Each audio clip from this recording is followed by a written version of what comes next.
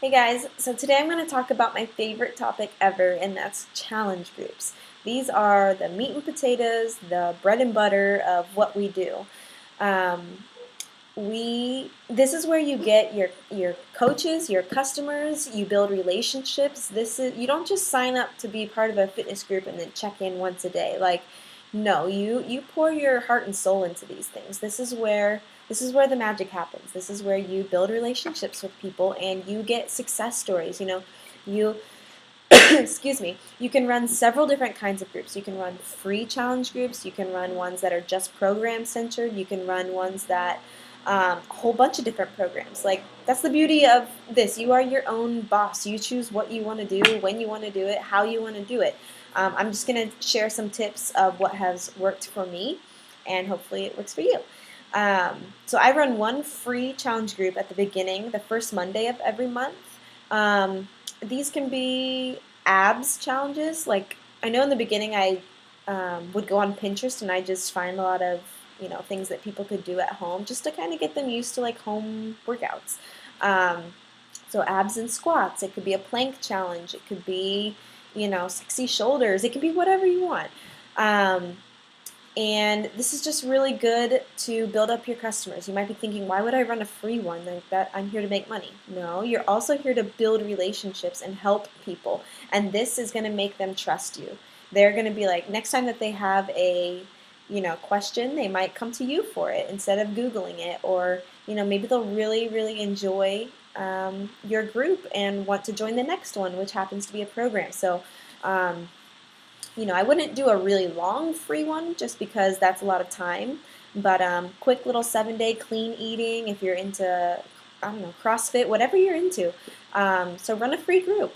And the hardest part about doing this is honestly figuring out what kind of group you want to run and then making that initial post of, okay, I'm doing this, like who wants to join me?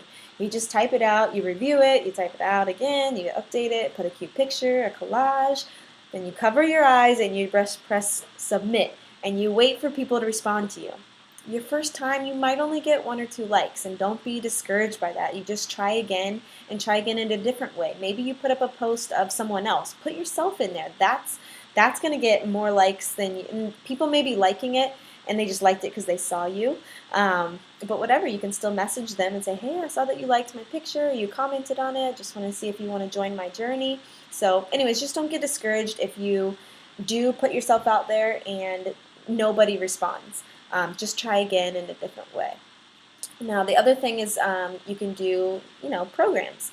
And I personally do not turn anyone away. So if someone really wants to be in my challenge group and they can't afford or they, don't have a program or something like that, I'll put them in there anyways because honestly, like 7 times out of 10, eventually they end up ordering a program because they see the culture of the group. They see how awesome it is. They see that people are getting great results. And so they're like, oh man, okay, everybody's doing so great on this 21-day fix. Like, I got to get it, And so if you keep them outside of it, I don't know, that's just how I do it. Some coaches like make you have a challenge pack. I personally do not, just because that's not how I roll, and I don't like turning people away. So I invite everyone and anyone into my groups, and of course I prefer and I recommend programs and Shakeology, but anyways, that's just how I do mine. I don't turn anyone away. But you can do it however you want. You're the boss. Something else is we do weekly focuses. If you've ever been in one of my challenge groups, you know this. I do, and this can be anything. Like 1 week we'll focus on water. 1 week we'll focus on personal development. 1 week we'll focus on, I don't know, whatever other ones I've done. Push-ups, like just whatever I'm thinking about that Monday, I'll post about it, and I'll kind of put requirements in there. Like, okay, you have to do this many sweaty pics. You have to tell Facebook world, like on your personal page, that you're in my challenge group and it's going amazing, and tag me in it, because then people are going to be like, wait, what are you doing? So as much as you can bring the privateness of your private fitness club going on, if you can make that public somehow, like have people tag you in it, that's where you're going to find even more like referrals and stuff. And you can tell people, say, hey, if you have any friends, add them in. So anyways, get creative with it. But I like to do weekly focuses. When I first started, I didn't. I feel bad, but I just did one gift at the very end for whoever had, the biggest transformation, or however we decided to measure it, whoever was most engaged. And those went well, but I'll tell you that the weekly focuses are much better, and they keep people on like a weekly track. So whatever works for you. I prefer weekly focuses. Other people have like tally charts where they, you get 5 points for putting up something that you made. You get 10 points for a sweaty pick, and person with the most points wins. So you want to make it fun and interactive, and start where you are. When you first start as a coach, maybe you don't have, the finances to, get awesome prizes every week. And, I don't give out awesome prizes. Like I give out, bandanas or headbands or, nothing that's going to break the bank. Sometimes I do a fun book. I do, anything. Whatever I see at Target, I pick it up and make sure it's like cheap to mail. But in the beginning, you don't have to do that. Maybe you can just send them a Shakeology sample. Maybe you can send them, whatever you want, whatever you have on you. So don't feel like this needs to break the bank. You don't even have to do prizes if you don't want. I'm just telling you that it helps keep people motivated, and they'll keep coming back for more challenges. I think it's nice to get in a rhythm of when you're posting. I kind of like to tell my people, okay, I'm going to post by, 8 o'clock, or, just so they know, they kind of get to know my schedule, and it helps me keep me on a schedule. It makes me wake up at 6 o'clock in the morning, do my reading, when I tell people when I'm going to post, I make sure I post it then. So that's kind of how I hold myself accountable as a coach too. So just kind of getting a rhythm of when you post. And don't post and run, like we say. Like you want to post something, someone's going to respond if they're online, and you want to engage back and forth with them. And don't, what do I say? I always say, like, just pretend you're having coffee with someone, like, or tea, whatever. Like, you want to have an actual conversation where you're going back and forth. If someone tells you that they lose 5 pounds, you want to give them a huge internet hug. Like, that's amazing. Like, they're really proud of that. And, you're their coach. You're there to cheer them on. And just a simple, yay, with an exclamation part, it's a little bit of a letdown. So, just build them up as much as possible. If you were in real life and someone said that they lost 5, 10 pounds, 20 pounds, 100 pounds, you would be really excited for them. And I just want you to act like that with every single post. So whatever you think, just kind of type it out. Like, just pretend that you're having coffee or you're really with them, and they'll feel that. Don't be a robot. Let's see. Other challenge group. Oh, when you're first starting, don't run one more than 30 days. Like, it's hard to keep someone engaged more than, I'd say for your first couple ones, do 7 days, then maybe 21 days. 21-day fix is a great one, or 30 days. You can say, and most times, and if you're running a successful challenge group, they're usually going to say, no, no, no, I don't want this group to close, or, and awesome, that means you did a great job, so you leave it open. You don't have to close it, or you can. Maybe you can say, hey, I don't want to, I'm actually starting a new challenge group, and you guys can roll over into this one if you have fresh meat and you want to add them in.